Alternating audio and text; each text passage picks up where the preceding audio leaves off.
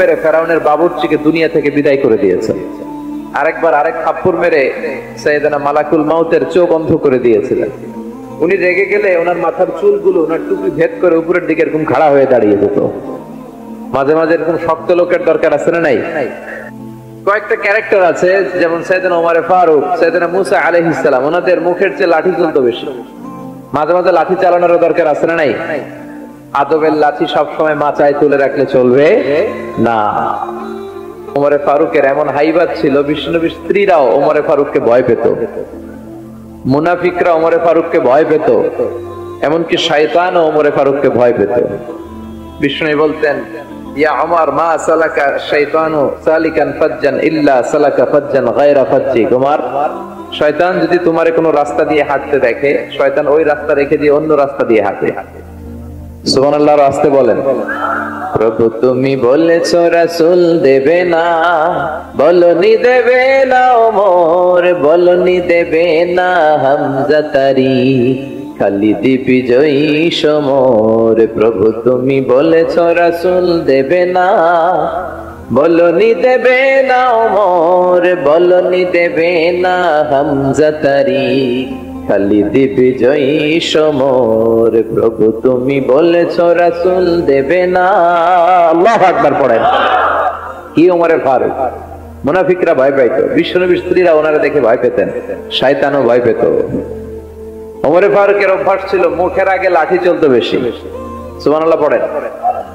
আমরা যারা ইমাম সাহেব, তারা একামত হলে কিবলামুখী হয়ে দাঁড়ায় থাকি না? একামত চলতেছে, ইমাম সাহেব কোন দিকে দাঁড়ায় থাকে? কিবলামুখী। ওমরে ফারুক মুসল্লিদের দিকে হয়ে দাঁড়ায় থাকতেন, আর হাতে থাকতো একটা লাঠি। কি থাকতো? কাতারকে বাঁকা করতে এরকম পিটায় সোজা করে দিতেন। এই সোজা করো, ইস্তাউ আকিমু সুফুফাকুম ওয়া'তাদিলু। এই ছিলেন ওমর। এজন্য বিশ্বনবী বলতেন, আশাদতুহুম ফি আমরিল্লাহি ওমর। আল্লাহর দ্বীনকে আল্লাহর জমিনে বাস্তবায়নের জন্য সবচেয়ে কঠোর সাহাবী হচ্ছে ওমর। সবাই আবু বকরের মতো হলে চলবে। আরহামু উম্মতি আলা উম্মতি আবু বকর। আমার উম্মতের মধ্যে সবচেয়ে রহম দিলের সাহাবী হচ্ছেন আবু বকর। সাইয়েদনা আবু বকরের দিলটা, হৃদয়টা এত নরম ছিল, উনি যখন নামাজে দাঁড়াতেন, উনি কান্নার কারণে তেলাওয়াতের আওয়াজ পিছনে মুসল্লিরা শুনতে পেত না। রাজুলুন আসিফ, কোমল হৃদয়ের মানুষ, এত ভদ্র হৃদয়ের মানুষ, এত প্রিয় ছিলেন আল্লাহ তাআলার কাছে। বিশ্বনবী মেরাজ থেকে যখন আসলেন, এসে ঘটনা বর্ণনা শুরু করলেন, আমি মক্কা থেকে ফিলিস্তিন গিয়েছি, ফিলিস্তিন থেকে তুর পাহাড়ে উঠেছি, সেখান থেকে 7 আকাশ পাড়ি দিয়ে আল্লাহর আরশে গিয়েছি, জান্নাত জাহান্নাম দেখেছি, আবার ফজরের আগে ফিরে এসেছি। আবু জাহেল, উতবা, শাইবা, ওয়ালিদ ইবনে মুগিরা চান্স পেয়ে গেছে। ওরা কয় এতদিনে একটা পাইছি, একটা ইস্যু পাইছে, এই ইস্যু দিয়া মুহাম্মাদের বিরুদ্ধে যত বদনাম রটানো যায় আমরা রটাবো। সর্বপ্রথম যে ধরছে বিশ্বনবীর সাহাবী আবু বকরকে, যে বলে, আবু বকর দেখো, তোমার বন্ধুরা এতদিন যা বলতো মেনে নিতাম, আজকে সে কি বলে, সে তো পুরো পাগল হয়ে গিয়েছে। নাউজুবিল্লাহ পড়েন। যেখানে মক্কা থেকে ফিলিস্তিন যেতে লাগে 15 দিন, ফিরে আসতে লাগে 15 দিন, যেতে আর আসতে লাগে 1 মাস, সে নাকি মাঝরাতে উঠে বাইতুল মুকাদ্দাস গিয়েছে, নবীদের নিয়ে ইমামতি করেছে নামাজের, আরো সে গিয়েছে, জান্নাত জাহান্নাম দেখেছে, আবার নাকি ফজরের আগেই চলে এসেছে। এটা কেমন পাগলামির কথা বলো তো? সাইয়েদনা আবু বকর বললেন, আমার রাসূল কি আসলেই এই কথা বলেছে? আবু জাহেল, উতবা, শাইবা বলে, হ্যাঁ, তোমার নবী, তোমার মুহাম্মদ এই কথাই বলেছে। সাইয়েদনা আবু বকর বলেন, বিশ্বনবী যদি এটা বলে থাকেন তাহলে বিশ্বনবী সত্য বলেছে। আমার নবী বলে থাকলে সত্য বলেছে, তিনি মিথ্যা বলতে পারে? আস-সাদিক আল-আমিন, সত্যবাদী, দ্য ট্রাস্টওয়ার্দি পার্সোনালিটি, সবচেয়ে বিশ্বাসী মানুষ, তিনি কখনো মিথ্যা বলতে পারে? বিশ্বনবী বললেন, আবু বকর আনতা লাস্তা আবু বকর ফাকাত, তুমি আজকে থেকে শুধু আবু বকর নাও, আজকে থেকে মিনাল ইয়াউম আনতা আবু বকর as-সিদ্দিক, তুমি আজকে থেকে সত্যবাদী আবু বকর। সেদিন থেকে তিনি সিদ্দিক উপাধি পেয়েছেন। সিদ্দিক মানে যিনি সত্য গ্রহণে, সত্য প্রকাশে, সত্যের ব্যাপারে আপোষহীন। সুবহানাল্লাহ পড়েন। কিন্তু সাইয়েদনা আবু বকর ছিলেন কোমল হৃদয়ের অধিকারী, তার বিপরীতে সাইয়েদনা ওমরে ফারুক ছিলেন শক্ত হৃদয়ের অধিকারী। এজন্য দুইটারই দরকার আছে, তাইলেই ব্যালেন্স হয়। সবাই নরম হইলেও চলবে না, আবার সবাই গরম হইলেও চলবে না, ঠিক কি না? দুইটার মাঝামাঝি থাকার দরকার আছে না নাই? এজন্য মারামারি করতে পারবেন, কিন্তু এটা করতে হবে ইসলামের পক্ষে। কথা বলেন। আল্লাহ বলে ফাদরিবু ফাওকাল আনাক, গাড়ের উপরে মারো। ফাদরিবু মিনহুম কুল্লা বানান, আর গিরায় গিরায় মারো। কোথায় মারতে হবে? গাড়ের উপরে আর গিরায় গিরায়। তবে এটা নিজেদের মধ্যে এই মারামারি করলে চলবে না। ইসলামকে প্রতিষ্ঠা করার জন্য, কালেমার বাণীকে সুউচ্চ করার জন্য যদি মারামারিরও প্রয়োজন হয়, আমরা মারামারি করতে রাজি আছি না নাই? কোন একদিন এ দেশের আকাশে কালিমার পতাকা উড়বে, সেদিন সবাই খোদাই বিধান পে দুঃখ বেদনা ভুলবে। কোন একদিন এ দেশের আকাশে কালিমার পতাকা উড়বে, সেদিন সবাই খোদাই বিধান পে দুঃখ বেদনা ভুলবে। ঠিক কিনা? এটা আমাদের স্বপ্ন। আমরা কালিমাকে বিজয়ের আসনে দেখতে চাই। আর মুমিনকে বিজয় দান করে কে? চিল্লায় বলেন কে?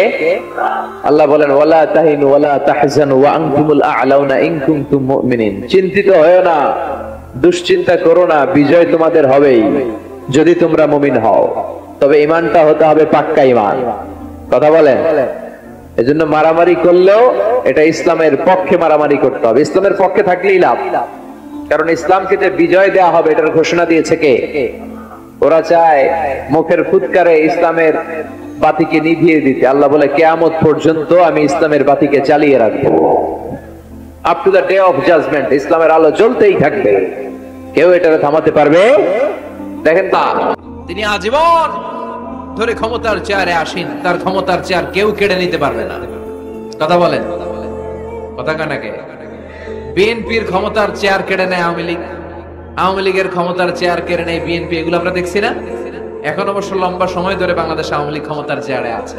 হয়তো কোনো কারণে আওয়ামী লীগের পর আবার নতুন কোন দল ক্ষমতায় আসতে পারে কি পারে না। এভাবে পৃথিবীর রদবদল হয়। আজীবনের জন্য কেউ ক্ষমতার চেয়ারে বসে থাকতে পারে একজন ছাড়া। তিনি কে? আল্লাহ। সেই যে ক্ষমতার চেয়ারে বসছে, কেউ আল্লাহর ক্ষমতার চেয়ার কেড়ে নিতে পারবে? চিল্লায় বলেন পারবে? এই পৃথিবীতে যারা ক্ষমতায় আসে তাদের কারো ক্ষমতার মেয়াদ 5 বছর। এই যে বাংলাদেশ আওয়ামী লীগ নতুন করে ক্ষমতায় এলো, মেয়াদ কয় বছর? কথা বলেন। 5 বছর।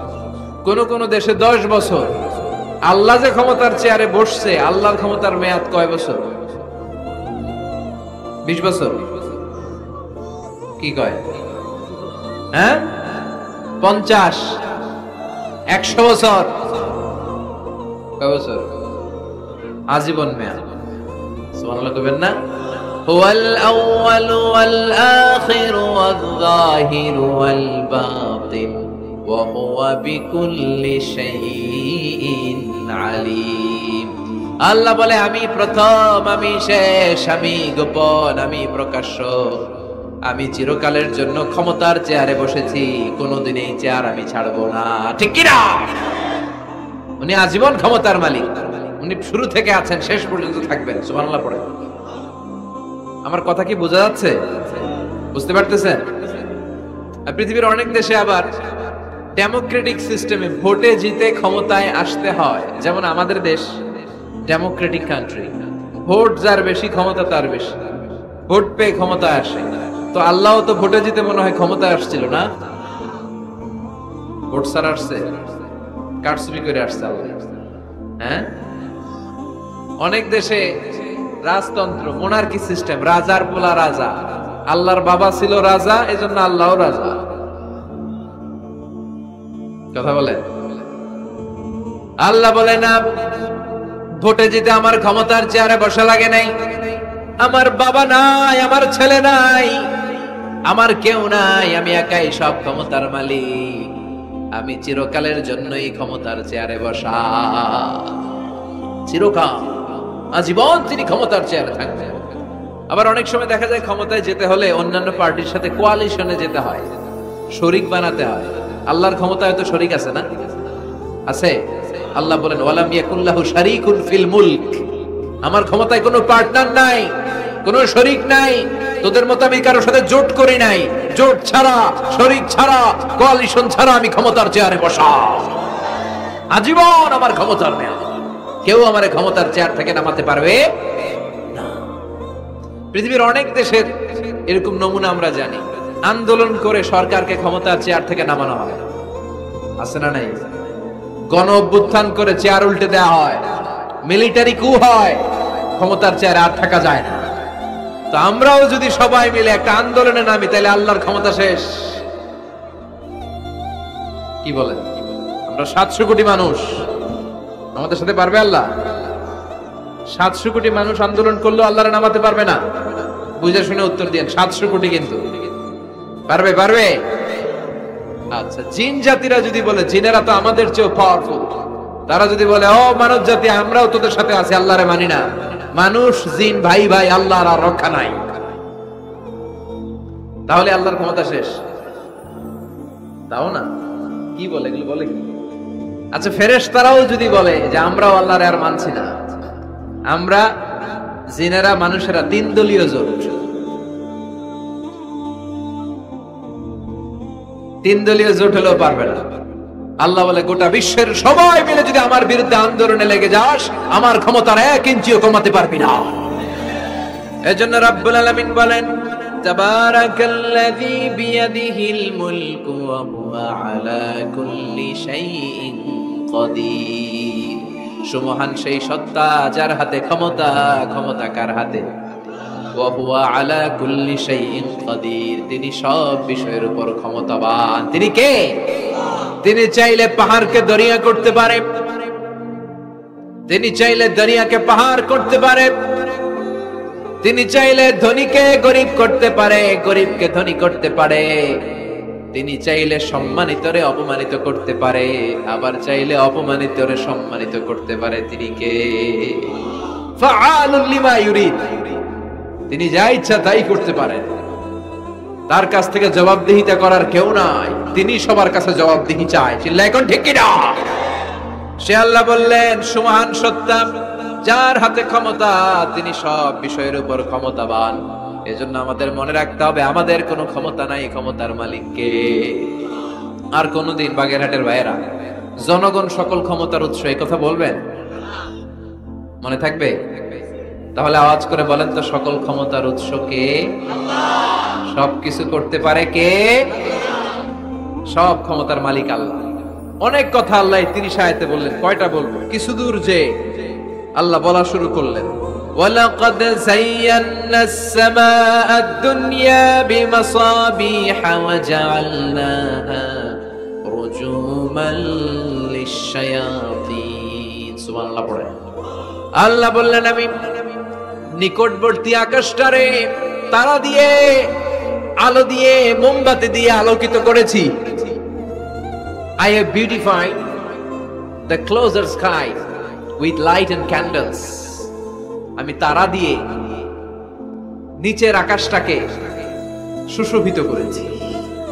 তারা দিয়ে আমাদের আকাশটারে, মহাশূন্যটারে সুশোভিত করেছে কে? তারা চেনেন? চেনেন না? খালি আকাশের দিকে রাতে তাকালে কি দেখা যায়? তারা। রাতের বেলা তারার বেলা। এখন তো লাইটিং ফাইটিং এর যুগ, তারা চেনা যায় না।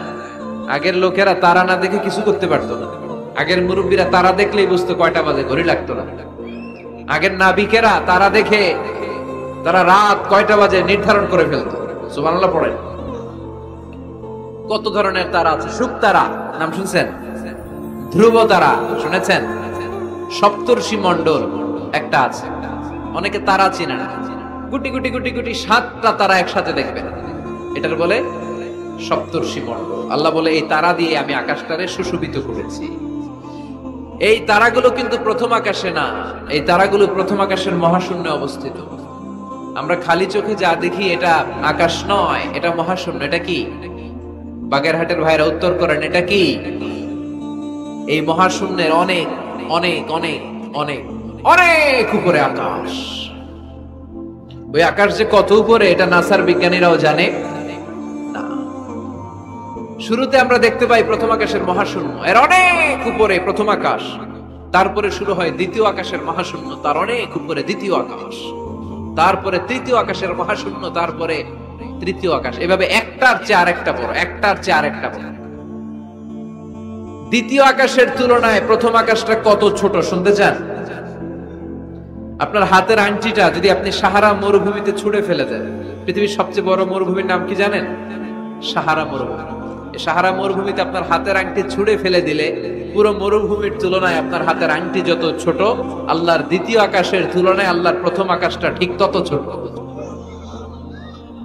একটার চেয়ে একটা বড়। তারপর আমরা নিজেরা বড় বড় করে দাবি করি। এই যে আজকের প্যান্ডেলে এত মানুষের সমারোহ হয়েছে, তাকালে মনে হয় না যে কত বিশাল জায়গা? কথা বলেন, বিশাল মনে হয় না? পিল জঙ্গল এইটার যদি এত বড় মনে হয়, তাহলে পিল জঙ্গলটা কত বড়? হ্যাঁ, আরো এইটার চেয়ে নিশ্চয়ই বাগেরহাট বড়। কথা কয় না? বাগেরহাটের চেয়ে নিশ্চয়ই পুরো বাংলাদেশটা বড়। বাগেরহাট হলো 64 জেলার এক জেলা।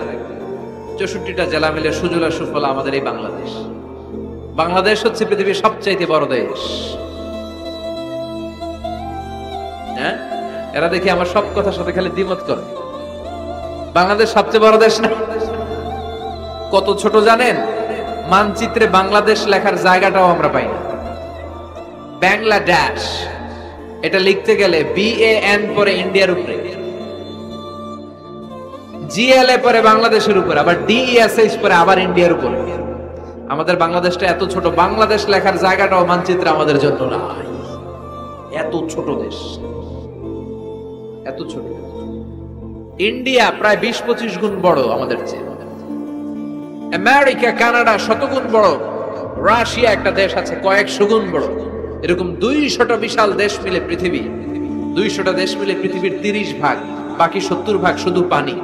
বাকি 70 ভাগ কি? এই স্থল আর জল মিলে আমাদের পৃথিবী। তাহলে আজকের এই প্যান্ডেলের জায়গার তুলনায় পুরো পৃথিবীটা কত বড়? সুবহানাল্লাহ কইতে পারলেন না? তাহলে এই পৃথিবীটা আমাদের কাছে এখন পর্যন্ত যেটা আমরা আলোচনা করলাম বুঝা গেল অনেক বড়, এত বড় পৃথিবী। কিন্তু আমরা শুনতে পাই যে সূর্যটা আমরা দেখতে পাই দিনের বেলা, ওই সূর্যটা নাকি এই বিশাল পৃথিবীর চেয়ে 13 লক্ষ গুণ বড়। চিন্তা করতে পারেন? খালি তো মাথা নাড়াইতেছেন।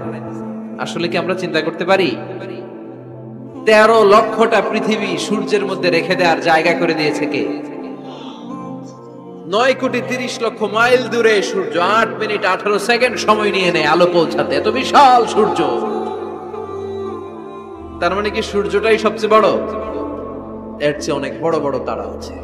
সূর্যের পরে পৃথিবীর সবচেয়ে কাছের তারার নাম প্রক্সিমা সেন্ট্রাই। গুগল করলে দেখবে যে কত তারা। এরপরে alpha Centauri A, alpha Centauri B, এভাবে তারা শুরু। এটা ক্যারিনা, ব্যাটেলজিউস। যে সূর্য পৃথিবীর চেয়ে 13 লক্ষ গুণ বড়, ব্যাটেলজিউস নামে একটা তারা আছে, ওই তারা সূর্যের চেয়ে 33 কোটি গুণ বড়। তার মানে কি ব্যাটেলজিউসই সবচেয়ে বড় তারা? এটা ছোট্ট সাইজের তারা। এইটার চেয়ে কত হাজার কোটি গুণ বড় তারা যে মহাশূন্যে আছে তার কোনো ইয়ত্তা আমাদের নাই।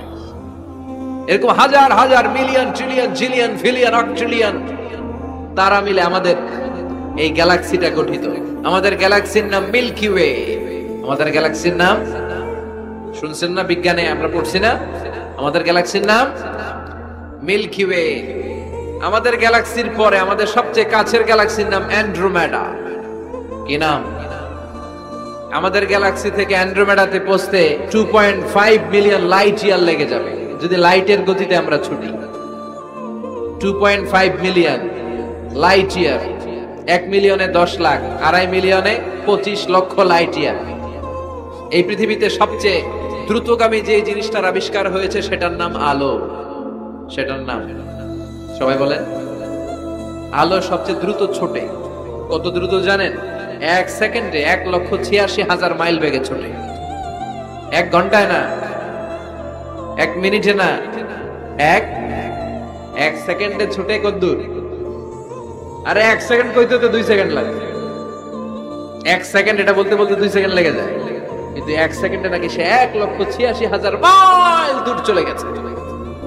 এই আলোর গতির সম্পন্ন গতি সম্পন্ন একটা রকেট যদি কেউ বানাতে পারে, যে রকেটটাও আলোর মতো সেকেন্ডে 1,86,000 মাইল বেগে ছুটবে, এরকম রকেট যদি বানানো যায়, তাহলে এই রকেট দিয়ে আমাদের গ্যালাক্সি থেকে আমাদের প্রতিবেশী গ্যালাক্সি অ্যান্ড্রোমেডাতে পৌঁছতে 25 লক্ষ বছর লেগে যাবে।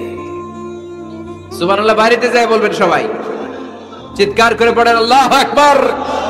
সে আল্লাহ বললেন, লাকাদ যায়্যানাস সামাআদ দুনিয়া বিমাসাবিহা ওয়া জাআলনাহা রুজুমান লিশ-শায়াতিন। আমি তোমাদের জন্য দুনিয়ার আকাশটারে সুন্দর সুন্দর তারা দিয়ে সুশোভিত করেছি। এরকম বিশাল বিশাল তারা, দেখতে তো মনে হয় ছোট্ট একটা ডটের মতো না, একটা ফোঁটার মতো মনে হয় না তারাগুলা?